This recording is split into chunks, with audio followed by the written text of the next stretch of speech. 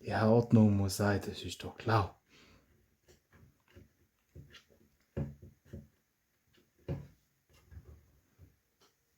Haben die Eltern immer gesagt. Also, ist doch selbstverständlich, dass man da drauf fährt. Nee, da geht es mir darum.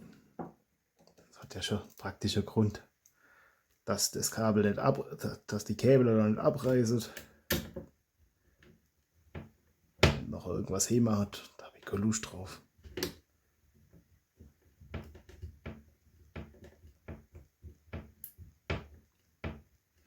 Das ist jetzt zu viel von dem Schreible verlangt. Das ist zu viel verlangt. Da kommt da raus. Ja, das. Ich jetzt sage, ich probiere das da im Schnelldurchlauf. Sonst müsst ihr euch das ewig anschauen. Wenn es klappt, haut mache ich es zu. Dann schätzen wir weiter. Bis gleich.